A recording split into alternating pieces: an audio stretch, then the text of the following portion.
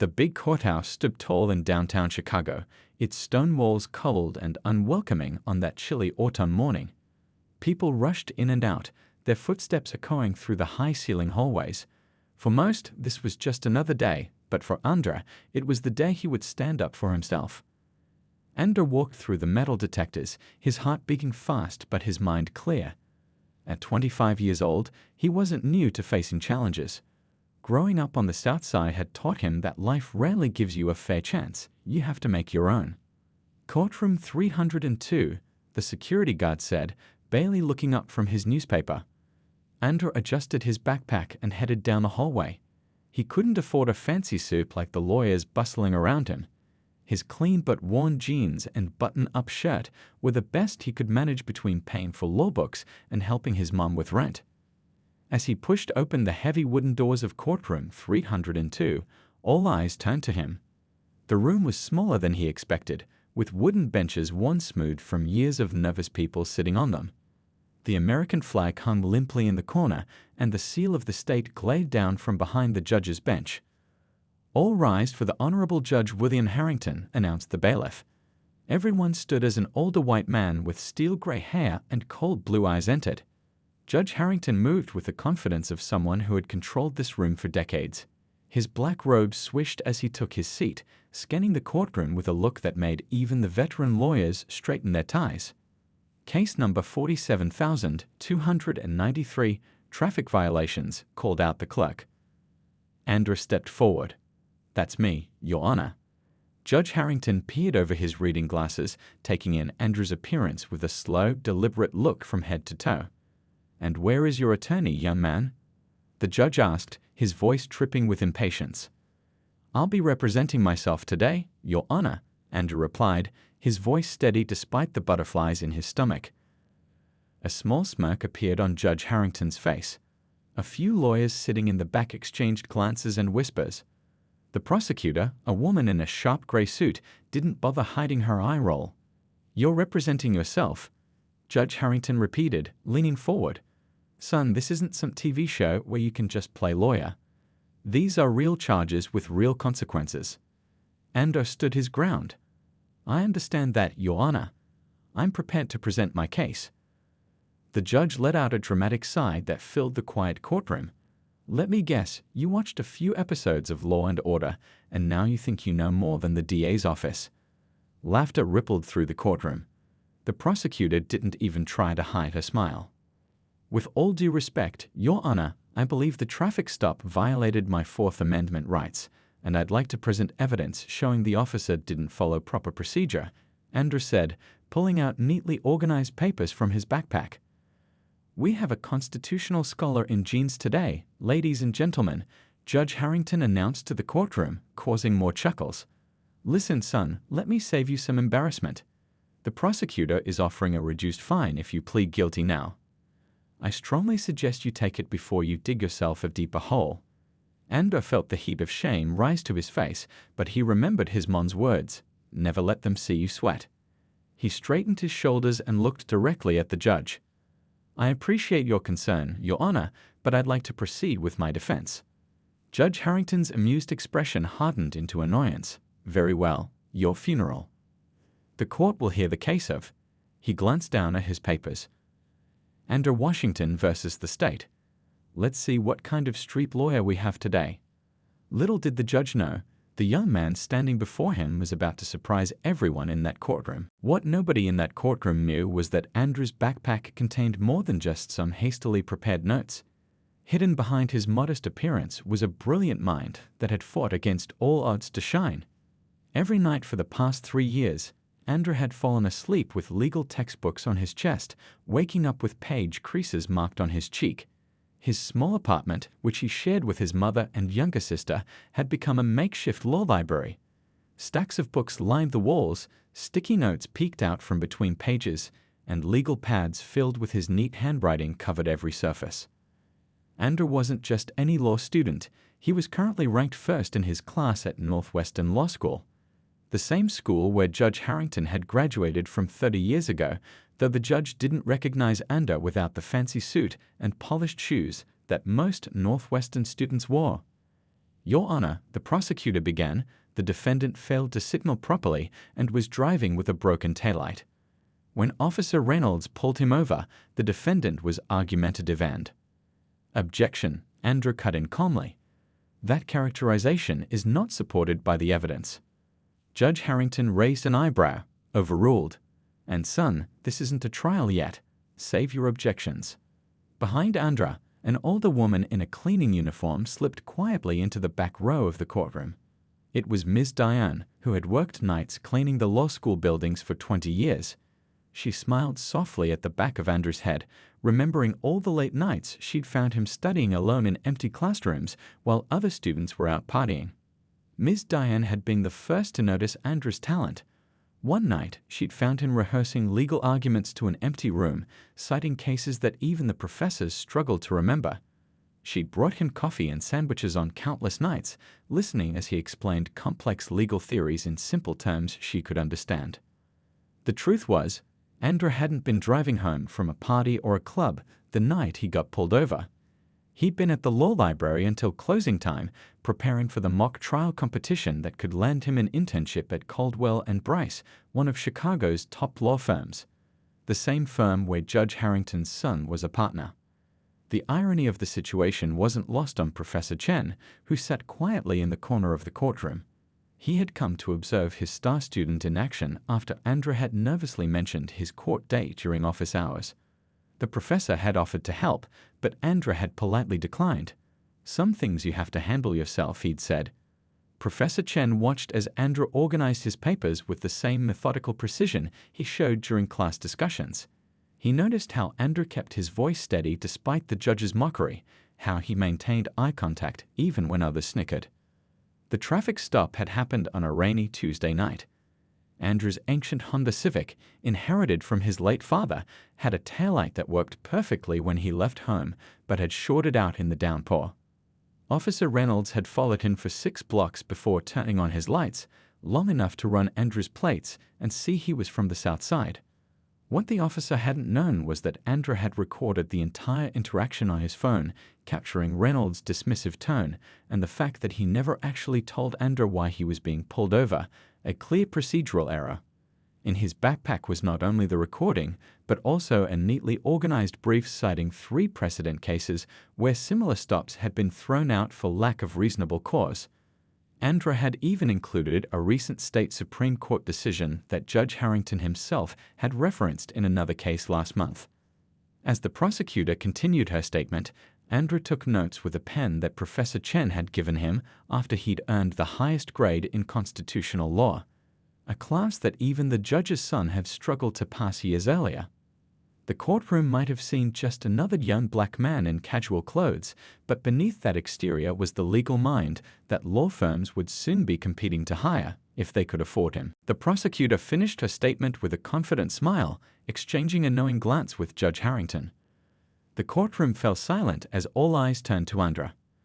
"Mr. Washington, you may present your defense," Judge Harrington said, checking his watch, "though I suggest you keep it brief." Andrew stood up, took a deep breath, and transformed before everyone's eyes.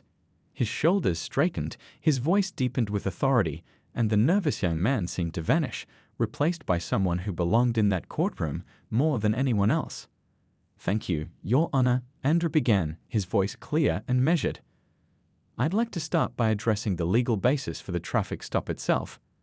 He pulled out a tablet from his backpack and connected it to the courtroom's audio system with the confidence of someone who had done it 100 times.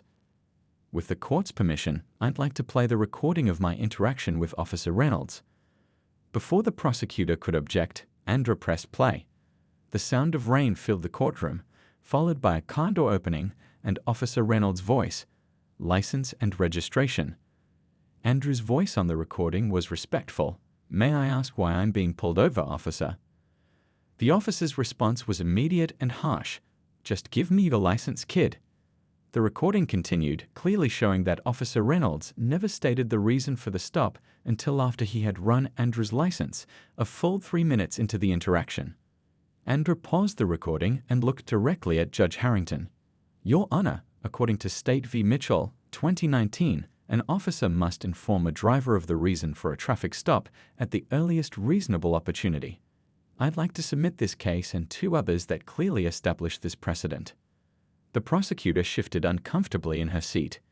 Judge Harrington's expression changed slightly as he accepted the documents Andra handed him. Furthermore, Andra continued, I have here the maintenance records for my vehicle showing that the taillight was functioning properly when inspected just 2 days before the alleged violation. He produced another document with the precise, organized manner of a seasoned attorney. A murmur ran through the courtroom. The prosecutor flipped frantically through her notes. Andra wasn't finished. But even setting aside these procedural issues, Your Honor, I'd like to address the constitutional question at the heart of this case. For the next 5 minutes, Andra delivered what could only be described as a masterclass in Fourth Amendment law. He cited relevant cases with their exact dates, quoted directly from opinions written by Supreme Court justices, and tied everything back to his specific situation. The courtroom grew quieter with each passing minute. The snickers were gone. The smirks faded. Even the bailiff, who had seen everything in his 20 years at the courthouse, was watching Andra with undisguised interest. Judge Harrington's face underwent a remarkable transformation, from amused condescension to surprise, then confusion, and finally something approaching respect. He leaned forward, listening intently, occasionally making notes. In conclusion, Your Honor, Andra said, wrapping up his argument, based on both procedural irregularities and constitutional protections, I respectfully ask that these charges be dismissed. He sat down calmly, aware of the stunned silence that had fallen over the courtroom. The prosecutor stood up quickly. Your Honor, the state disputes the defendant's interpretation of these precedents and... Which specific interpretation do you dispute, Counselor? Judge Harrington interrupted, his tone suddenly sharp. Well, the prosecutor fumbled with her papers. She hadn't expected to be challenged, especially not by the judge who usually sided with the state automatically. I'd like to see the officer's body camera footage, Judge Harrington said. Is that available? The prosecutor's face flushed. Unfortunately, Your Honor, there seems to have been a technical malfunction with Officer Reynolds' camera that day. How convenient, Judge Harrington muttered, just loud enough for everyone to hear. He turned his attention back to Andra, studying him with new eyes. Mr. Washington, where exactly did you learn to argue case law like that? The entire courtroom held its breath, waiting for Andra's answer. Judge Harrington called for a 15-minute recess. He needed time to think, to process what he had just witnessed. As he walked briskly toward his chambers, his law clerk hurried alongside him. Your Honor, do you want me to pull those cases he mentioned? The clerk asked. Yes, and check if there's anything in his background we should know about, the judge replied, loosening his collar. Something didn't add up. No ordinary person off the street argued like that. In the courthouse hallway, Andra stood by a water fountain, taking slow sips. He felt eyes on him, curious glances from lawyers who had witnessed his performance, whispers from courthouse staff. Professor Chen approached him with a subtle nod of approval. You did well in there, the professor said quietly. Thanks for coming, Andra replied. I didn't expect to see you here. I wouldn't have missed this for anything, Professor Chen said with a small smile. The faculty meeting can wait. Neither noticed the court clerk lingering nearby, overhearing their conversation. Back in his chambers, Judge Harrington rubbed his temples. 30 years on the bench, and he thought he'd seen everything. But that young man, the way he cited Brandeis and Sotomayor, the precision of his arguments, it reminded him of. A knock interrupted his thoughts. Come in, he called. His clerk entered with a strange look on his face. Your Honor, I just got off the phone with Northwestern Law School. You're not going to believe this. Try me, the judge said. That kid out there, Andra Washington, he's ranked first in his class. He has a perfect GPA. And get this, he's the recipient of the Hamilton Scholarship. Judge Harrington's eyes widened. The Hamilton Scholarship was Northwestern's most prestigious award, given to only one student every 5 years. He knew this because he had been on the selection committee for 20 years. How had he missed this? There's more, the clerk continued. He won the Midwest Moot Court Championship last year. Apparently, Dean Patterson calls him the most promising legal mind to come through Northwestern in 3 decades. Judge Harrington stood up abruptly. 3 decades. That would include— Yes, Your Honor, that would include you. The judge walked to his window, looking out at the Chicago skyline.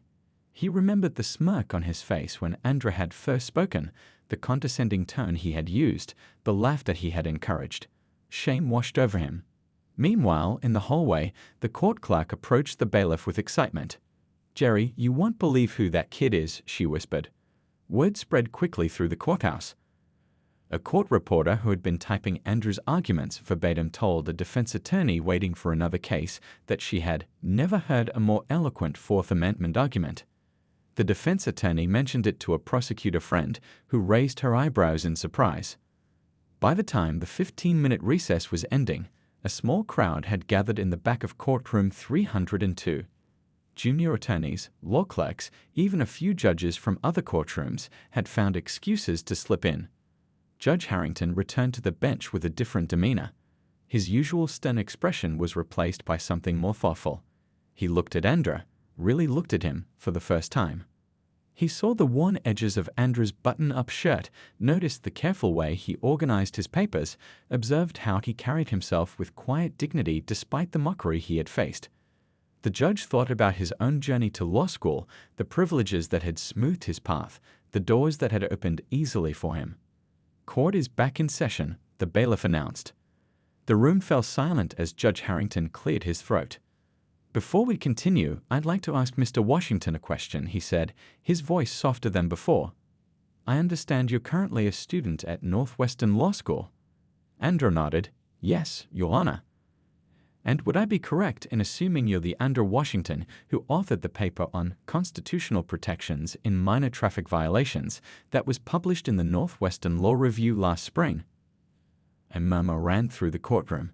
The prosecutor's jaw dropped slightly. Andra met the judge's gaze steadily. "Yes, Your Honor, that was my work." Judge Harrington nodded slowly. "I thought so. I read it. Twice, actually. It was exceptional." The courtroom was so quiet you could hear the old clock ticking on the wall. Everyone waited to see what would happen next. Even the usual shuffling of papers had stopped. Judge Harrington adjusted his glasses and looked down at his notes. His face had lost all traces of the smug look from earlier. Now he just looked like a man wrestling with his conscience. "I've reviewed the evidence and arguments presented in this case," the judge began, his voice different than before, more thoughtful, less harsh. "The recording provided by Mr. Washington clearly shows that Officer Reynolds failed to state the reason for the traffic stop until well after the initial contact." The prosecutor stood up. "Your Honor, if I may." "You may not," Judge Harrington cut her off with a wave of his hand. "I've heard enough." Andra sat perfectly still, his expression calm. Only the slight tapping of his index finger on the table showed his nervousness. Furthermore, the judge continued, "The maintenance records presented by Mr. Washington established that his vehicle was in proper working order just days before the alleged violation. The officer's failure to produce body camera footage, despite department policy requiring it, is troubling." The prosecutor sank back into her chair, knowing what was coming.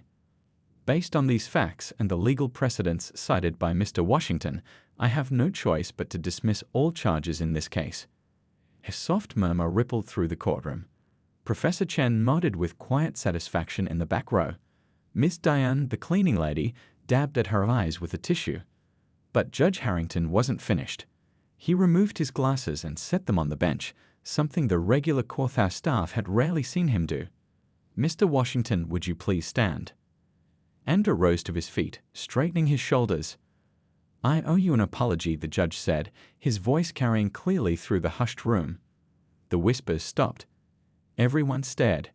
Judge William Harrington, known throughout the Chicago legal community for his rigid demeanor and unwillingness to admit mistakes, was apologizing publicly. "When you walked into my courtroom today, I made assumptions about you based on your age, your appearance, and yes," he paused, looking Andra directly in the eyes, "the color of your skin." A few gasps came from the gallery. Court reporters scribbled frantically. "I mocked you. I belittled your knowledge. I treated you with disrespect, not because of anything you said or did, but because of what I thought I knew about you just by looking at you." Andra's expression remained steady, though his eyes reflected a lifetime of similar experiences. I was wrong, Judge Harrington continued. Not just about you personally, but in my approach to my responsibilities on this bench. Justice is supposed to be blind, but too often those of us entrusted with carrying it out are not. The judge's words hung in the air. No one moved, aware they were witnessing something extraordinary. Your legal arguments today were exceptional by any standard. Your understanding of constitutional principles, your application of precedent, your articulation of complex legal concepts, all were at the level of the most skilled attorneys who appear before me. Andrew nodded slightly in acknowledgement. This dismissal is not a favor to you, Mr. Washington. It is the only correct legal outcome based on the evidence and arguments presented. You earned it through your preparation, knowledge, and presentation. Judge Harrington picked up his gavel but paused before bringing it down. The court not only dismisses all charges against Mr. Washington, but orders that all record of this case be expunged from his record. He looked at the prosecutor. The state will bear all associated costs. The gavel came down with a sharp crack. This court is adjourned, the judge announced, then added something no one had ever heard him say before. And Mr. Washington, thank you for the legal education today. It was humbling. As the courtroom began to empty, people came up to shake Andrew's hand. A law firm partner slipped him a business card. The court clerk asked if he'd consider becoming a guest lecturer for the new lawyer orientation program. Through it all, Andrew remained composed, accepting congratulations with quiet grace. But when he glanced toward the back of the courtroom and saw his mother had arrived, her eyes filled with tears of pride, he finally allowed himself a small smile of victory. By that evening, the story had spread through Chicago's legal community like wildfire. A young law student had stood his ground against a notoriously tough judge and won, not just the case, but the judge's respect. Andrew stepped out of the courthouse into the late afternoon sunlight, his mother's arm linked with his. They'd walked in comfortable silence for half a block before she spoke. Your father would have been so proud today, she said softly. Andrew nodded, thinking of the man who had driven a city bus for 30 years, saving every extra dollar for his son's education. The man who had died just 6 months before Andrew got his acceptance letter to Northwestern. I know, Ma, he replied. I felt him there with me. His phone buzzed in his pocket, then buzzed again, and again. He pulled it out to find dozens of messages from classmates, professors, and numbers he didn't recognize. What's happening? His mother asked. Andrew stared at his screen in disbelief. Someone posted about what happened in court. It's all over social media. By the time they reached their apartment building, Andrew had received calls from 3 local news stations and an email from the dean of the law school. A legal blog had already published a story with the headline, Law Student Schools Judge on Fourth Amendment. A courtroom revelation. The next morning, Andrew woke up to find a small crowd of reporters outside his building. He slipped out the back entrance and took the bus to campus, pulling his hoodie up to avoid being recognized. But anonymity was no longer possible. As he walked into his constitutional law class, his classmates broke into spontaneous applause. Professor Chen, usually so serious, gave him a subtle thumbs up. Even students who had previously ignored him now wanted to sit nearby. Is it true Judge Harrington actually apologized to you? One classmate asked during break. Did you really cite Brandeis from memory? Another chimed in. Andrew answered their questions patiently but kept the details brief. This sudden attention felt strange, uncomfortable yet validating at the same time.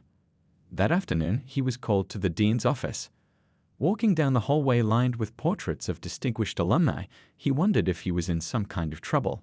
Instead, he found the dean waiting with the editor of the Law Review and 2 well-dressed men he didn't recognize. "Ander," the dean said warmly, "these gentlemen are from Lockhart and Bennett.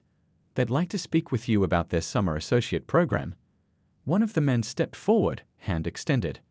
"I've been practicing law for 30 years, and what you did in that courtroom yesterday was remarkable. We'd be honored to have you join us this summer." Andrew blinked in surprise. Lockhart and Bennett was one of the top firms in Chicago, the kind that rarely recruited students from backgrounds like his. Meanwhile, across town, Judge Harrington sat in his chambers, reading through the transcript of yesterday's proceedings. His clerk knocked softly before entering. "Your Honor, I have those statistics you requested. The judge looked up, and, you were right. In the past 3 years, 84% of traffic violation cases in your courtroom involving young black men resulted in maximum fines. That's compared to 47% for other demographics with similar violations. Judge Harrington removed his glasses and rubbed his eyes. The numbers confirmed what yesterday's experience had forced him to confront. He had been judging people based on appearance rather than evidence. Thank you, he said quietly. Please schedule a meeting with the chief judge for tomorrow. And reach out to Professor Washington at the Bar Association about that diversity training program he's been proposing. That evening, as Andra helped his little sister with her homework at their kitchen table, a letter arrived by courier. It was from Judge Harrington, handwritten on his personal stationery. Mr. Washington, it began, yesterday in my courtroom, I witnessed not just excellent legal advocacy, but courage of a kind rarely seen in our profession. You stood your ground with dignity despite my unacceptable behavior. In doing so, you taught me a lesson far more important than any point of law. Andra read the letter twice before carefully folding it and placing it in his father's old leather wallet. A reminder that sometimes justice comes to those brave enough to demand it, even when the odds seem stacked against them. 3 years later, a small storefront on Chicago's South Side buzzed with activity. A fresh sign hung above the door, Washington Community Legal Clinic. Inside, people from the neighborhood filled the waiting area. A grandmother fighting an unfair eviction, a teenager wrongly accused of shoplifting, a family struggling with immigration paperwork. Andra, now a law school graduate with honors, moved between desks, checking in with the 3 other young lawyers who had joined his mission. His Northwestern diploma hung on the wall beside a framed newspaper article with the headline, From Mockery to Mentorship: How One Courtroom Confrontation Changed Chicago's Legal Landscape. He paused at the front desk where his mother sat answering phones. She had quit her second job to help run the clinic, her proud smile greeting everyone who walked through the door. Your 2 o'clock is here, she told Andra, nodding toward an elderly man in a suit who waited by the window. Andra smiled. Thanks, May. You can send him to my office. The man who rose to greet Andra was thinner than he had been 3 years ago. His hair had gone completely white, and he walked with a slight stoop, but Judge William Harrington's eyes were clearer than they had ever been during his time on the bench. Good to see you, Andra, the former judge said, shaking his hand warmly. You too, sir. How's retirement treating you? The old judge chuckled. Busy. These kids you've sent me to mentor keep me on my toes. I'm not sure who's teaching whom. After that day in court, Judge Harrington had undergone a profound change. 6 months later, he had shocked the legal community by announcing his early retirement from the bench. But he hadn't disappeared. Instead, he had thrown himself into reforming the system he had been part of for so long. Now, twice a week, he volunteered at Andra's clinic, offering guidance to young lawyers and sharing his insider knowledge of the court system. The unlikely friendship between the young black lawyer and the retired white judge had become a powerful symbol of what was possible when people were willing to learn from each other. I brought those case files you asked for, Judge Harrington said, placing a thick folder on Andra's desk. And I spoke to Judge Wong about that pattern of traffic stops in the 15th District. She's agreed to look into it. Andra nodded. That's great news. Those stops have been targeting kids just trying to get to school. Their work together had already led to policy changes in how traffic violations were handled across the city. 3 other judges had voluntarily undergone bias training after seeing the statistics from their own courtrooms. The door opened and a young woman peeked in. She was one of the law students who interned at the clinic. Sorry to interrupt, but the high school students are here for the Know Your Rights workshop. Thanks, Tisha. We'll be right there, Andra replied. Each month, local high school students came to learn about their constitutional rights. The same knowledge that had helped Andra stand his ground that day in court. What had started as a small workshop was now a citywide program, with police officers sometimes attending to help bridge the gap between law enforcement and the community. As Andra and the former judge walked toward the community room, they'd passed a wall covered with letters. Thank you notes from people the clinic had helped, drawings from children, newspaper clippings about cases they had won. I still remember what you said to me that day in court, Judge Harrington said quietly. When I asked where you learned to argue case law like that, you said, from people who never got the chance to stand where I'm standing. Andrew nodded, remembering. My father used to say that when you find yourself in a position to be heard, you speak for everyone who can't be in the room. They entered the community room where 20 teenagers waited, some looking bored, some curious, some skeptical, just like Andrew had once been. Good afternoon, Andrew greeted them. I'm Andrew Washington, and this is my friend Bill Harrington. We're here to talk about something important, your rights. But first, I want to tell you a story about what happened when a judge underestimated a young man in his courtroom.